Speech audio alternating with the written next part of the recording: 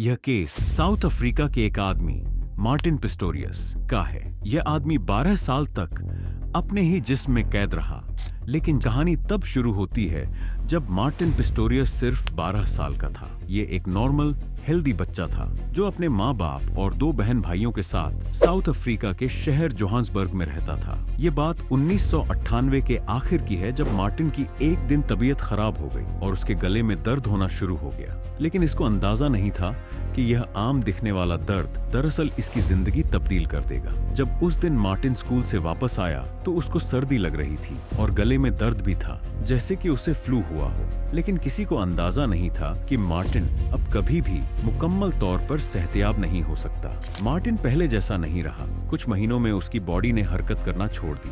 वह धीरे धीरे पैरालाइज होना शुरू हो गया। डॉक्टरों की समझ में नहीं आ रहा था कि मार्टिन को असल में हुआ क्या है। वह सांस ले रहा था, उसकी आंखें भी खुली थीं, लेकिन वह न तो बोल सकता था, न ही किसी से आई कांटेक्ट कर सकता था और न ही कोई हरकत कर सकता था। वह एक जिंदा लाश की तरह बन गया था। डॉक्टरों ने उसके पेरेंट्स को बताया कि मार्टिन कोमा में चला गया है, जहां वह न तो किसी को सुन सकता है, न ही किसी से आई कांटेक्ट कर सकता है और न ही किसी को महसूस कर सकता है। यानी उसकी सिर्फ बॉडी वहां मौजूद थी। डॉक्टरों के मुताबिक मार्टिन के पास बहुत कम टाइम बचा था और वह कभी भी मर सकता था। यह खबर सुनकर मार्टिन की फैमिली के होश उड़ गए। मार्टिन की बॉडी तो इस दुनिया में मौजूद थी, लेकिन वह खुद उनके साथ मौजूद नहीं था। मार्टिन के पेरेंट्स को कोई आइडिया नहीं था कि अब वे क्या करें। मार्टिन कोमा में था और उसके वालिद को रात में हर 2 घंटे के बाद उठना पड़ता था ताकि वह उसका ध्यान रख सके।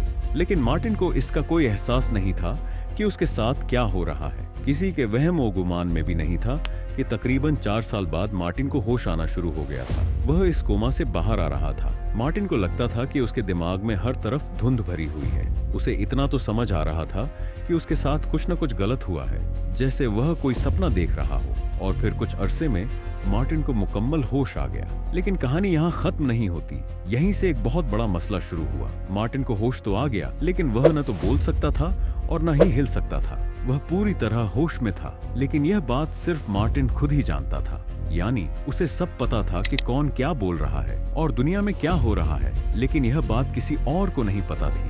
वह एक ऐसे सुनहरे लॉक्ड इन सिंड्रोम में मौजूद था जहां वह अकेला फंस चुका था और सिर्फ सोच सकता था। अब इमेजिन करें कि अगर हमें कोई सिर्फ कुछ घंटों के लिए किसी बेड पर लेटने को कहे और हिले बिना सिर्फ सोचने को कहे, तो जाहिर सी बात है कि इंसान फ्रस्ट्रेट होना शुरू कर देगा। और मार्टिन का मसला तो यह था कि वह अपनी हालत के मुतालिक किसी को इशारे से भी नहीं बता सकता था। मार्टिन खुद को किसी जिन्न की तरह समझता था जो दुनिया में मौजूद तो है, लेकिन किसी को इस बात का इल्म नहीं है। इस दौरान उसकी फैमिली और दुनिया में बहुत कुछ हुआ। उसके बहन भाई क्या कर रहे थे, उसके घर कौन से मेहमान आ रहे थे, दुनिया में क्या हो रहा था, मार्टिन को सब कुछ पता चल रहा था। वह दुखी होता था, खुश होता था, डिप्रेस्ड फील करता था, लेकिन किसी को यह नहीं पता था कि मार्टिन होश में भी है। मेडिकल साइंस की दुनिया में इसे वेजिटेटिव स्टेट कहते हैं। इस दौरान एक दिन उसकी माँ ने उसे देखकर यहाँ तक कह दिया था, मुझे उम्मीद है कि तुम जल्दी मर जाओ, क्योंकि वह उसकी ऐसी हालत नहीं देख सकती थी। लेकिन उसे यह नहीं पता था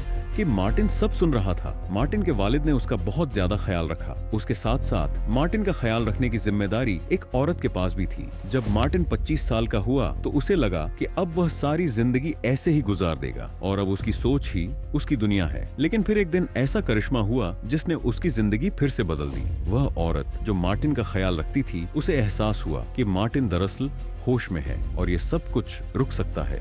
इस दौरान मार्टिन ने तकरीबन 12 साल इसी हालत में गुजार दिए थे। वह अपने ही जिस्म में कैद था। बहरहाल जब इस औरत ने इसकी फैमिली को इस बारे में बताया तो वे उसे हॉस्पिटल लेकर गए, जहां पता चला कि मार्टिन वाकई होश में है। धीरे धीरे मार्टिन की थेरेपी शुरू हुई और कुछ ही महीनों में वह एक कंप्यूटर के जरिए लोगों से कम्युनिकेट करने लगा। फिर उसने अपनी कहानी पूरी दुनिया को बताई, कैसे वह पिछले कई सालों से होश में था और अपने ही जिस्म में फंसा हुआ था। हैरतअंगेज बात यह हुई कि मार्टिन व्हीलचेयर पर था और बोल नहीं सकता था, लेकिन उसने हिम्मत नहीं हारी। उसने कॉलेज में एडमिशन लिया, कंप्यूटर साइंस पढ़ा और फिर अपनी एक कंपनी भी बना ली। इस दौरान उसकी शादी भी हो गई और वह यूके में शिफ्ट हो गया। यहाँ तक कि उसने खास तौर पर डिजाइन की गई गाड़ी भी चलाना शुरू कर दिया।